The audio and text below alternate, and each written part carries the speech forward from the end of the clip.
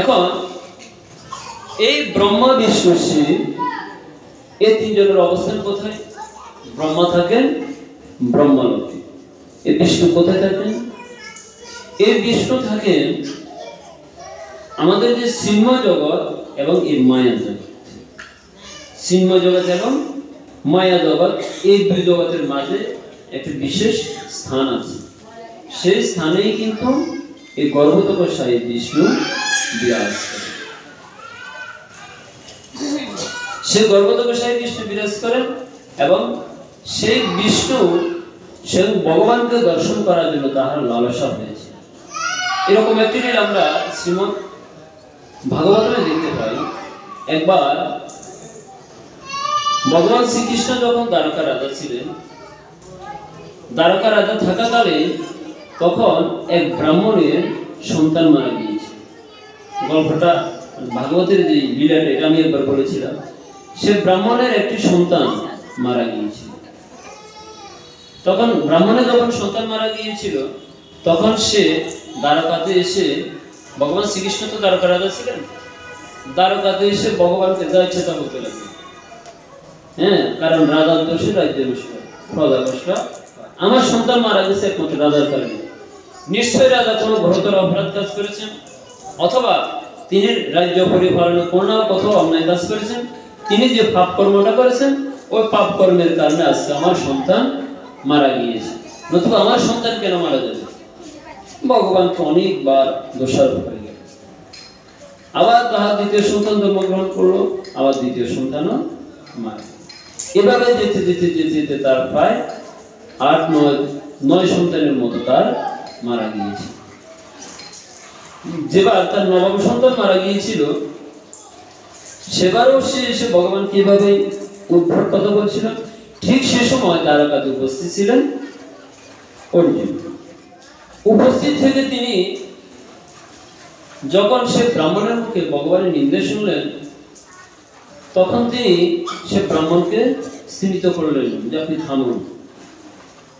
যেখানে স্বয়ং অর্জুন বিরাজ করছে, সেখানে অর্জুন থাকাকালীন আপনি কখনো ভগবানের নিন্দা করতে পারেন না। আমি কিন্তু এই নিন্দা কখনো সহ্য করব না। তখন অর্জুন বললেন, আপনার পুত্র মারা গিয়েছে, তো আপনি ভগবানকে কেন দোষারোপ করছেন? ভগবানের কারণে আমার পুত্র মারা গিয়েছে। আচ্ছা ঠিক আছে, ভগবানের কারণে যদি আপনার পুত্র মারা যায়, আগামীতে যদি আপনার সন্তান হয়, আপনার সন্তানকে আমি রক্ষা করব।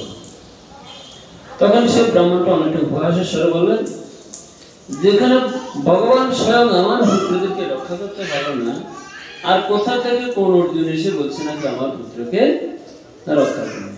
এটা পরিহাসের বিষয়, হাস্য করে। যেখানে ভগবান স্বয়ং রক্ষা করতে পারছে না আমার পুত্রকে, অর্জুন এসে নাকি আমার পুত্রকে রক্ষা করবে। তখন অর্জুনের কিন্তু খুবই ক্রোধ হলো। স্বাভাবিক, কোন ব্যক্তি যদি গুণ অর্জন করে, কেউ যদি তার গুণ নিয়ে উপহাস করে, গুণের অসম্মান করে, তার মধ্যে কি হবে? একটা কষ্ট লাগবে না? মনে করুন তারা অনেক টাকা পয়সা আছে, অনেক ধন সম্পদের মালিক আছে, সে যদি বলে বেটা তোর মতো গরিব দরিদ্র আর কেউ নেই, তখন তার মাথা খারাপ হয়ে, আমার এত এত আছে, আমাকে বলে না কেউ দরিদ্র। আর কেউ যদি অনেক দান করে, সব দান করে, কেউ যদি বলে বেটা তোর মতো কৃপণ আর কেউ নেই, বলে কি আমি তো সব দান করলাম, আমাকে কৃপণ মনে করি। তাহলে স্বভাব বিরুদ্ধ, প্রকৃতি বিরুদ্ধ যদি কথা বলে, তখন মানুষের মধ্যে কি হয়? রাগ আসে, কষ্ট আসে, কারো কারোর মধ্যে অহংকারও চলে আসে। তো অর্জুনের মধ্যে একটু অহংকারও চলে আসে। তুমি কি সব্যসাচী? অর্জুনের কথা শোনো নাই যে দু হাতে একসাথে যুদ্ধ করতে পারে? তুমি কি শোনো নাই সে কৌরবদেরকে যে কঠিন শাস্তি দিয়েছিলাম আমি? সমগ্র আর্যাবর্তে একমাত্র অর্জুনের জয়গান। তুমি কি সে অর্জুনের নাম শোনো নাই? আমি সেই দিব্য অস্ত্রধারী অর্জুন। আমি কথা দিচ্ছি, আমি তোমার পুত্রকে, তোমার সন্তানকে আমি রক্ষা করব। অর্জুন কিন্তু নিজের গুণের অনেক বই প্রকাশ করলেন। এভাবে যখন বই প্রকাশ করে অর্জুন বললেন যে ঠিক আছে, তোমার যখন সন্তান সম্ভব হবে, তোমার স্ত্রী, তখন তুমি সংবাদ আমার কাছে পাঠিও, আমি এসে তোমার সন্তানকে রক্ষা করব। এই বলে অর্জুন সেদিন চলে গেল। ব্রাহ্মণ বললেন আচ্ছা ঠিক আছে, দেখা যাক, যেহেতু তুমি বলছো, একবার না হয় তোমাকে সুযোগ দিলাম। যখন সে ব্রাহ্মণের স্ত্রী সন্তান সম্ভব হলেন, অর্জুনকে সংবাদ পাঠালেন, অর্জুন আসলেন। তখন অর্জুন কি করলেন, তাহার দিব্য মন্ত্র দ্বারা, স্বর দ্বারা কি করলেন, সেই সতীকে গৃহটাকে আবৃত করে দিলেন। কি দ্বারা? স্বর দ্বারা। স্বর বুঝিত আমরা, স্বর মানে হচ্ছে কি, যেমন আমরা কোনো কিছু, যেমন চোর বা গুন্ডা বদমাশ যারা, তাদেরকে বন্ধ করার জন্য কি করি, জেলখানাতে তো ঢুকে, তো সেখান থেকে সে কিছু বলে বের হয়ে আসতে পারে? পারে না। এটা তো জড় জগতের সাধারণ লোহা দ্বারা তৈরি শৃঙ্খল। কিন্তু অর্জুন যে শৃঙ্খল তৈরি করলেন, এই জড় জগতের লোহা দিয়ে শৃঙ্খলটা তৈরি করেন, দিব্য মন্ত্র দ্বারা শৃঙ্খল তৈরি করলেন। ঘরটাকে সতীকে গৃহ, সতীকে গৃহটাকে তিনি আবদ্ধ করে দিলেন। সতীকে গৃহ মানে হচ্ছে যখন মায়েরা সন্তান জন্ম দিবে, সে সন্তান জন্ম দেওয়ার জন্য আলাদা একটি ঘর তৈরি করা হয়, এটাকে বলা হয় সতীকা গৃহ। সেই সতীকে গৃহটাকে আবদ্ধ করে দিলেন এবং এমন মন্ত্র দ্বারা আবদ্ধ করলেন যেখানে স্বয়ং যমরাজারও প্রবেশ করার কোনো শক্তি ছিল না। তাহলে যেখানে স্বয়ং যমরাজার প্রবেশ করার অধিকার নেই, তাহলে সেই শিশুকে জগতে কেউ মারতে পারবে? কারণ এই জগতে মানুষের প্রাণ নেই কে? যমরাজা বা তার কিংকর। এছাড়া তার কেউ কারো প্রাণ নিতে পারে না। আসে কি কেউ প্রাণ নিতে? এখন তিনি এমন আবৃত তৈরি করলেন, এমন মানে বান্দারা সমগ্র স্থানটাকে তিনি আবৃত করে দিলেন যেখানে যমরাজার প্রবেশ করার অধিকার নেই। কিন্তু দেখা গেল ব্রাহ্মণের সন্তান জন্ম লাভের পরেই সে আবার একটু ক্রন্দন করে মৃত্যুবরণ করল। যখনই মৃত্যুবরণ করলো, ব্রাহ্মণের তো মাথা খারাপ হয়ে গেছে। কই অর্জুন? কোথায় অর্জুন? সে তো অনেক গর্ব করে বলেছিল, অনেক অহংকার করে বলেছিল তার নাকি অনেক দিব্য অস্ত্র জ্ঞান আছে, যে অস্ত্র জ্ঞানের দ্বারা সে নাকি সমগ্র আর্যবর্তকে কাঁপিয়ে দিয়েছিল, এই জগতে নাকি ধর্মের সংস্থাপন করেছিল। তো সে অর্জুন কথা দিয়ে কথা রাখতে পারলো না, সামান্য কার্যটুকু করতে পারলো না, একটি শিশুর প্রাণ রক্ষা করতে পারলো না, সে সমগ্র আর্যবর্তে কিভাবে ধর্ম রক্ষা করলো? অর্জুনের উপর প্রশ্ন ছেড়ে দিলেন। অর্জুন তো একেবারে, দেখুন, যে যখন কোনো বিদ্যা অর্জন করে সে বিদ্যার উপর তার একটা বিশ্বাস থাকে, আস্থা থাকে। যদি আস্থা না থাকে তাহলে সে বিদ্যা দিয়ে সে জগতে কোনো কার্য সম্পন্ন করতে পারে না। অর্জুনের অর্জিত বিদ্যার উপর তার আস্থা ছিল, বিশ্বাস ছিল, কিন্তু আজকে তার অর্জিত বিদ্যার উপর তার বিশ্বাসটা যেন হারিয়ে গেল। এটা কি করে সম্ভব হতে পারে? যেখানে স্বয়ং যমরাজারও প্রবেশ করার অধিকার নেই, এই শিশুর কি করে মৃত্যু হতে পারে? সে অর্জুন ব্রাহ্মণকে বলেছিলেন, যদি তোমার সন্তানকে আমি রক্ষা করতে না পারি তাহলে আমি জ্বলন্ত অগ্নিতে প্রাণ বিসর্জন করব। তো অর্জুন ভাবলেন, যেহেতু আমি শিশুকে রক্ষা করতে পারিনি, অতএব আমি যাহা কথা দিয়েছি তাহা রক্ষা করাই হচ্ছে এখন ধর্ম। অতএব আমি জ্বলন্ত অগ্নিতে প্রবেশ করে মৃত্যুবরণ করব।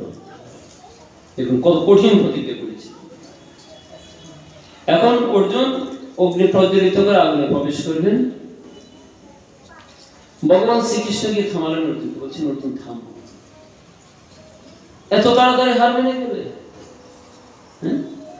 আমি যেখানে অবস্থান করছি তুমি আমার সামনে বড় গলা বলেছিলে তুমি রক্ষা করবে, তোমার বোঝা উচিত ছিল যেখানে আমি কিছু বলছি না তোমার বলার কোনো প্রয়োজন ছিল না। দেখুন, জ্ঞান অর্জন করা বড় কথা নয়, সেটা যথোচিত ব্যবহার করাটা হচ্ছে বড় কথা। এই জন্য এই শাস্ত্রে বলা হয়েছে, তোমার যাহা অর্জিত জ্ঞান হয়েছে তার থেকে কম জ্ঞান প্রয়োগ করবে। সব জ্ঞানের কখনো প্রয়োগ সবাইকে করবে না। অনেক ক্ষমতা আছে, ক্ষমতার কম প্রয়োগ করবে, সব ক্ষমতার প্রয়োগ দেখাবে না। তাহলে কি হবে? তোমার ভিতরে অহংকার দেখা দিবে। অহংকার অত্যন্ত সূক্ষ্ম একটি তত্ত্ব, যেটা মানুষের মনের মধ্যে আসতে কি এক ফল সময়ও লাগে না, এক ফল সময়, মুহূর্তের মধ্যে অহংকার মানুষকে ভক্তিটাকে নষ্ট করে দিতে পারে। অহংকার তো পতনের মূল। কেন? অহংকার এত সূক্ষ্ম তত্ত্ব, এটা মনের সাথে সূক্ষ্ম। মন তো এক স্থান থেকে অন্য স্থানে যদি একটু সময় লাগে, অহংকার হৃদয়ের মধ্যে প্রকাশিত হতে অত সময় লাগে না, মুহূর্তের মধ্যে অহংকার চলে আসতে পারে। তো অর্জুন যেমন অহংকার করেছিল ঠিক তেমনি তার অহংকারের পতন হয়েছিল, তাই তো?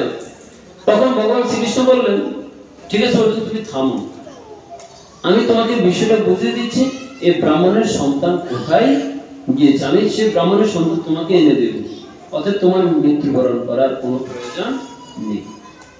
তাই ভগবান কি করলেন, অর্জুনকে বলছে তুমি আমার সাথে চলো। তাই অর্জুনকে নিয়ে ভগবান কি করলেন, এই পৃথিবী ভূ ভুব সহ মহ জন তপ সত্য, এই 7টি লোককে কি করলেন, তাহার রথ চালনার মধ্যে দিয়ে অতিক্রম করে তারপর মহা অন্ধকারময় স্থান পরিত্যাগ করলেন, অন্ধকারময় স্থান অতিক্রম করলেন। আমাদের যে সূর্য, এই সূর্যের আলো কতটুকু পর্যন্ত যায়? সূর্যের চারপাশে তো অনেকগুলো গ্রহ আছে, বুধ, শুক্র, পৃথিবী, মঙ্গল, বৃহস্পতি, ভলকান, এক্স, এরকম অসংখ্য গ্রহ, আরো গ্রহ আছে যে বিজ্ঞানীরা এখন আবিষ্কার করতে পারেনি, বলতে পারেনি, তাই তো?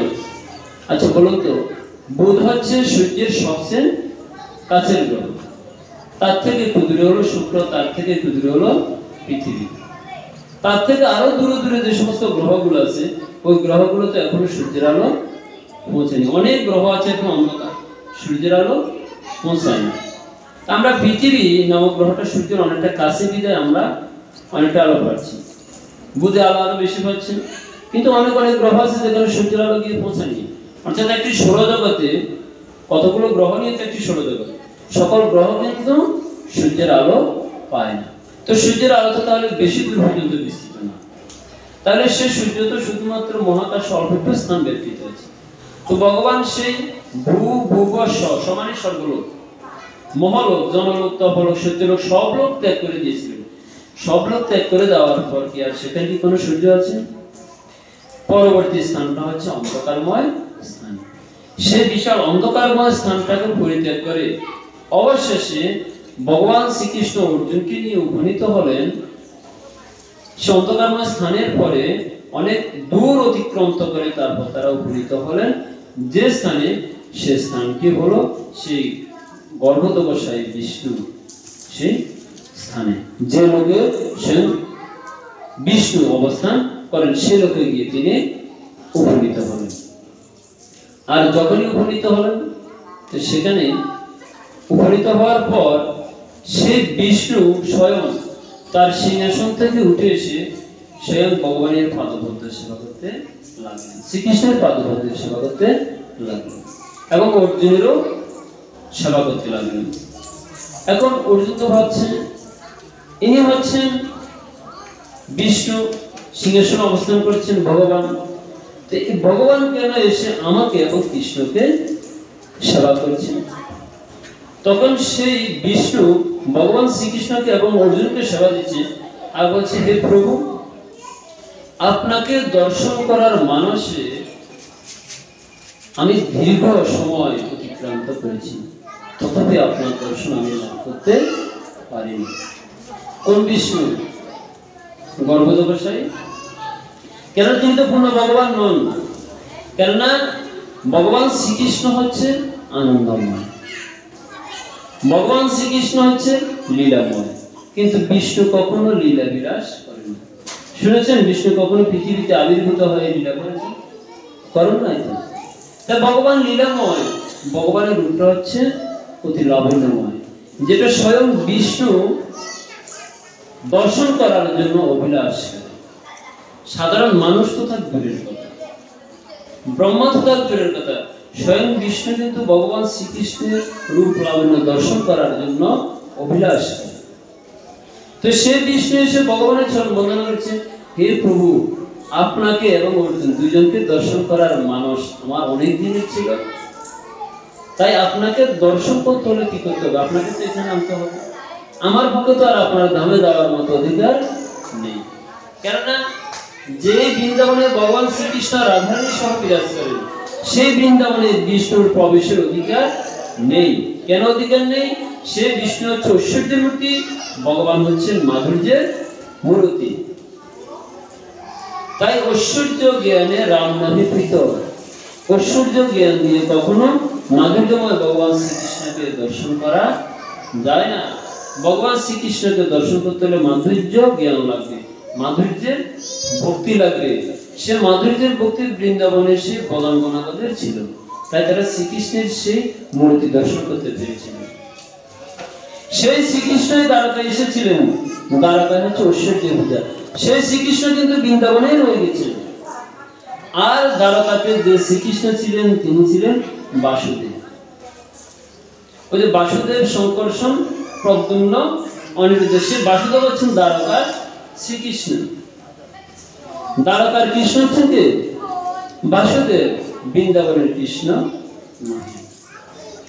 তিনি সেই শ্রীকৃষ্ণ বাসুদেব মূর্তি ধারণ করে বৃন্দাবনে এসে কোথায় দ্বারকাতে এসেছিলেন, কারণ দ্বারকাতে তিনি ঐশ্বর্য রূপে সেবা লাভ করেছিলেন, তাই সেখানে রাধারানীর সেবা তিনি লাভ করেননি। সে ঐশ্বর্যের দেবী যারা ছিলেন ভগবান শ্রীকৃষ্ণের যে মহিষীগণ, তারাই কিন্তু বাসুদেবের সেবা করেছিলেন। সেখানে ঐশ্বর্যের সেবা, মাধুর্যের সেবা ছিল না। তো সে ঐশ্বর্যের মূর্তি, সে মাধুর্যের মূর্তি ভগবান শ্রীকৃষ্ণকে দর্শন করার মানুষে ঐশ্বর্যের মূর্তি বিষ্ণু পর্যন্ত অভিলাষ করেছিল। তো বলছে আমার পক্ষে তো সে মাধুর্যের বৃন্দাবনে যাওয়া সম্ভব নয়, তাই তোমাকে দর্শন করতে হলে সে সাক্ষাৎ তোমাকে আমার কাছে আসতে হবে। কিন্তু তোমাকে আমি আমার কাছে কিভাবে আনিব? তাই তোমাকে আনার জন্য আমি কি করলাম, স্বয়ং এই পৃথিবীতে গিয়ে সে ব্রাহ্মণের সন্তানগণকে আমি নিজেই আমার কাছে এনে রেখেছি। সে ব্রাহ্মণের সন্তানগণকে আমি আমার কাছে এনে রেখেছি, তাদেরকে মেরে আমার কাছে এনে রেখেছি। একটা সময় গিয়ে আপনাকে আমার কাছে আসতে হবে, কারণ যেখানে অর্জুন সেই অস্ত্র, যে অস্ত্র দ্বারা বা দিব্যাস্ত্র দ্বারা যে আবরণ তৈরি করেছিলেন, সেখানে তো যমরাজার প্রবেশ করার অধিকার ছিল না, কিন্তু বিষ্ণুর তো প্রবেশ করার অধিকার ছিল। যেখানে যমরাজার অধিকার নেই, ক্ষমতা নেই, সেখানে তো বিষ্ণুর ক্ষমতা আছে। বিষ্ণু বুঝতে পেরেছেন? তাই যমরাজা প্রবেশ করতে পারেনি, বিষ্ণু সেখানে প্রবেশ করে সে ব্রাহ্মণের সন্তানগণকে মেরে তাদেরকে নিজের কাছে এনেছিলেন। তখন সেই তাদেরকে রক্ষা করার জন্য ভগবান অর্জুনকে সাথে নিয়ে সেই ক্ষীরোদকশায়ী, গর্ভোদকশায়ী বিষ্ণুর সেখানে গিয়ে উপনীত হলেন। তাহলে দেখুন, ভগবান শ্রীকৃষ্ণের মূর্তি দর্শন করার জন্য আজকে স্বয়ং বিষ্ণু, ব্রহ্মা থেকে আরম্ভ করে সকলের কিন্তু অভিলাষ। আর ভগবান নিত্যানন্দ প্রভু কর্তৃক সেবিত হচ্ছেন। আর ভগবান থেকেই যে নিত্যানন্দ প্রভুর আবির্ভাব, এবং সেই নিত্যানন্দ প্রভুর থেকে সর্বশেষ অবতার, সেটা হচ্ছে শেষনাগ। আমরা যে শেষনাগ বলি, এরপরে শেষ নিত্যানন্দ প্রভুর আর কোনো অবতার নাই। এই শেষনাগটা হচ্ছে নিত্যানন্দ প্রভুর শেষ বিষ্ণু। শেষ বিষ্ণু হচ্ছে, এই জন্য এটাকে বলা হয় শেষনাগ। নাগ রূপে তিনি আবির্ভূত হয়েছিলেন, অবতীর্ণ হয়েছিলেন ভগবানের সেবা করার জন্য। এই হচ্ছে নিত্যানন্দের শাস্ত্রীয় তত্ত্ব। এবার সেই নিত্যানন্দ প্রভু প্রতি যুগে যুগে ভগবানের সাথে অবতীর্ণ হন, অবতীর্ণ হয়ে তিনি ভগবানের সেবা করেন। কিন্তু মনে রাখতে হবে, কখনো অংশরূপে তিনি ভগবানের সাথে পৃথিবীতে লীলায় আসেন না, অংশরূপে আসেন না। যখন ভগবান পূর্ণ আবির্ভূত হয়েছেন, নিত্যানন্দ প্রভু স্বয়ং আবির্ভূত হয়েছিলেন। যখন রাম রূপে আবির্ভূত হয়েছিলেন, তখন তিনি লক্ষণ রূপে আবির্ভূত হয়েছিলেন। রাম কিন্তু ভগবানের পূর্ণ অবতার নন, লক্ষণ কিন্তু নিত্যানন্দ প্রভুর পূর্ণ অবতার নন। এটা শাস্ত্রীয় প্রমাণ। কেননা 1000 বার বিষ্ণু নাম নিলে যে ফল হয়, একবার রাম নাম নিলে সে ফল হয়।